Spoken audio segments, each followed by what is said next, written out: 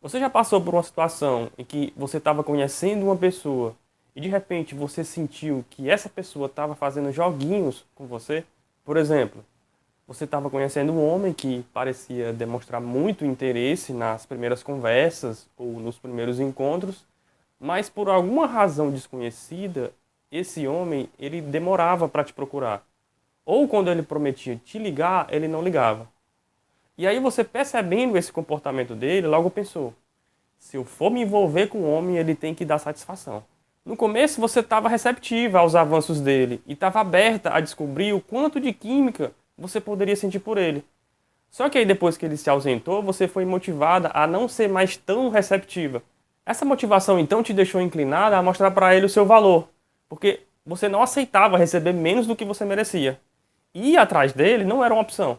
Isso porque os relacionamentos anteriores te ensinaram que ir atrás de um homem pode ser perigoso, porque pode ser visto como uma mulher necessitada.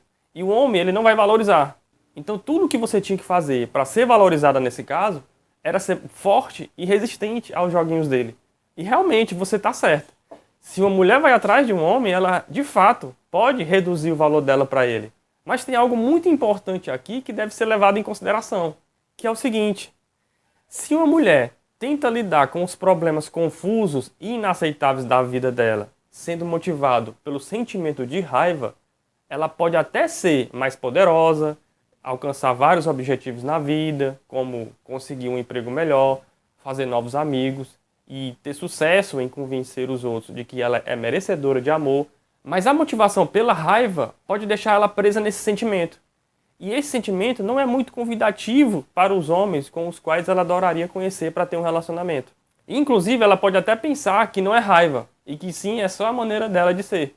E isso acontece porque no passado pode ter havido eventos na vida dela que não permitiram que ela ficasse triste ou com medo. Então, esse condicionamento moldou a maneira normal dela de ser. Por isso, muitas vezes ela pode pensar que não sente raiva, mas sente. Ela só não está totalmente consciente disso. Agora, é claro, não é errado sentir raiva, mas ficar preso na raiva e evitar sentir a sua parte vulnerável é muito prejudicial à sua saúde emocional. Para ficar mais claro, o que eu quero dizer é que a raiva é um sentimento genuíno e ela é responsável por informar a nossa alma que somos merecedores de amor. As pessoas deprimidas, por exemplo, elas se sentem esgotadas pela vida porque estão sempre cansadas. Elas vivem sem esperança e se culpando. Elas se sentem desmerecedoras de amor porque elas são incapazes de colocar sua raiva para fora. Tanto a raiva por si quanto a raiva pelos outros. E muitas vezes essas pessoas até pensam que não têm raiva. Mas o contrário das pessoas que ficam presas na raiva, as pessoas deprimidas, elas ficam presas na tristeza. E sentem que todos os problemas que acontecem são culpa delas. E do lado contrário, as pessoas que são incapazes de sentir a sua parte vulnerável, elas vão estar o tempo todo se sentindo cansadas e estressadas pela vida também. Porque elas estão tendo que ficar o tempo todo em alerta para se manter no controle e se proteger das adversidades. Muitas vezes essas pessoas até pensam que não ficam tristes ou que não sentem mágoa, mas no fundo ainda existe um espírito gentil e vulnerável dentro delas, que ainda tem a esperança de amar e ser amada. Então, quanto mais essa pessoa se distancia da vulnerabilidade dela, menos ela vai acreditar no amor dos outros. Então, por exemplo, se aquele homem que sumiu aparecer de repente perguntando como é que ela tá, não é muito difícil de ela responder algo como, por exemplo: oi fulano, eu tô bem, ontem eu fui ao cinema com o meu amigo, nós assistimos um filme e tal. Eu tava louca para assistir esse filme.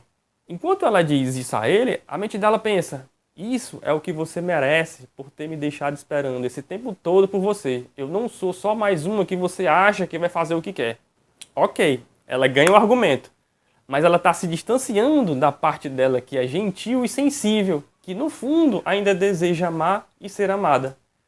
Isso é até irônico, porque mesmo que ela não goste de joguinhos, ela acaba entrando no jogo. Em uma situação como essa, a melhor coisa a se fazer é comunicando a verdade sobre o que você sente. E você pode fazer isso dizendo a ele todos os seus sentimentos. Tanto os sentimentos agressivos ou defensivos, que estão vinculados à raiva, quanto os sentimentos vulneráveis, que estão vinculados ao medo e à tristeza. Começando pelo lado defensivo e agressivo. Por exemplo: fulano, olha, eu sinceramente eu fiquei muito irritada por eu ter esperado todo esse tempo e só agora você falou comigo. Você disse que iria ligar e não ligou. Eu esperei tanto que eu não pude negar o pedido das minhas amigas de ir ao cinema ontem com elas. Nós assistimos ontem um filme e foi muito bom. Agora você comunica para ele os seus sentimentos vulneráveis. E aí você faz isso dizendo algo como: eu estou irritada porque eu fiquei com medo de passar pela mesma coisa que eu já passei outras vezes. Eu já esperei tanto pelos outros que eu acabava nem saindo com as minhas amigas e nem com os meus pretendentes. Me bate uma tristeza ter que falar isso porque eu ouço das minhas amigas situações parecidas como essa. E agora é hora de você encontrar a sua parte da responsabilidade. E você comunica isso a ele dizendo que você é responsável pela sua própria felicidade e não ele. E aí logo depois que você comunicar a sua parte da responsabilidade é que você encontra o amor no seu coração. Por exemplo, fulano, me desculpe, eu acho que eu me precipitei. A gente nem namora e eu acabei esperando demais. Aqui, sabe, da última vez em que saímos eu me senti tão leve que eu acabei acreditando muito que eu iria me sentir assim mais vezes. Pronto. Agora que você se conectou com a verdade no seu coração, fica fácil você compreender, aceitar e perdoar pelos erros. A partir desse discernimento, você acaba se sentindo livre para ser você mesma novamente. Tanto se for o caso para você decidir não seguir mais adiante com esse homem e terminar com um sentimento de gratidão pelo que você viveu e sem ressentimento, como se for o caso para você decidir continuar aberta e receptiva a novas possibilidades com ele. Essa verdade também dá a ele a oportunidade de se conectar com você. Então, moral da história: cada vez que você expresse toda a verdade, quando alguma emoção negativa estiver batendo na sua porta, é como se você estivesse se livrando de um peso. Isso te deixa mais leve para você acessar o amor que você tem dentro de você. Tanto o amor próprio, quanto a capacidade de acreditar no amor dos outros.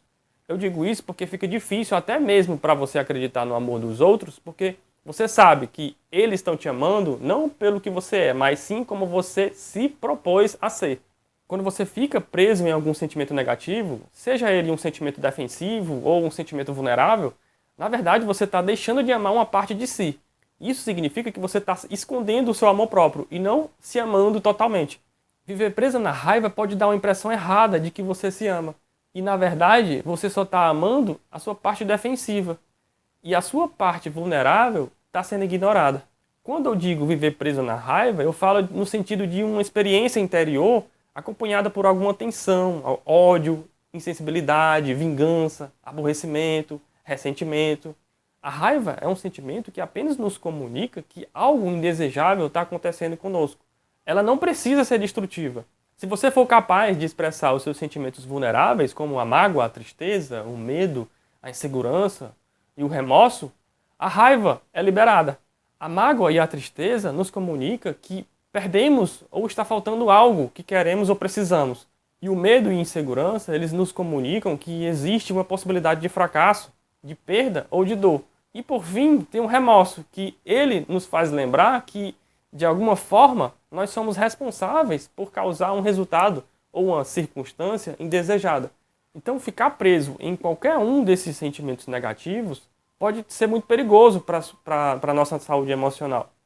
Então, uma vez que nós colocamos para fora tudo o que sentimos, conseguimos encontrar o perdão e a aceitação pelos problemas. Somente assim podemos resolver nossos problemas e encontrar não só o nosso amor próprio, quanto a capacidade de aceitar e acreditar no amor dos outros. Às vezes, você pode pensar que não sente nenhuma dessas emoções negativas, mas, na verdade, sempre que você tem uma emoção inaceitável, insegura ou confusa, você vai estar sentindo vários níveis negativos ao mesmo tempo. Você só não está totalmente ciente deles. E isso se dá por conta de anos reprimindo os seus sentimentos. Você já reparou que só de falar de um problema com uma amiga, você já identifica a solução? É por isso que se você se permitir expressar os seus sentimentos em todos os níveis, você consegue eventualmente perceber que existe ainda uma intenção amorosa debaixo de todas as suas emoções negativas. Inclusive, olha só, é somente expressando os seus sentimentos em todos esses níveis que você comunica para um homem que você não é uma mulher que perde tempo com joguinhos. Tá bom? Bom, esse foi o vídeo de hoje e eu vou ficando por aqui. Se você gostou e quer me ajudar a divulgar esse vídeo para mais pessoas, é só clicar aqui no gostei aqui embaixo. E se você quiser mais vídeos como esse, basta se inscrever no canal. E aí ficar por dentro desse universo que parece às vezes ser tão complicado e difícil de se entender. Bom, eu sou Emanuel Melo e você está no canal Descomplicando os Homens. Eu vou ficando por aqui e a gente se vê no próximo vídeo. Até lá!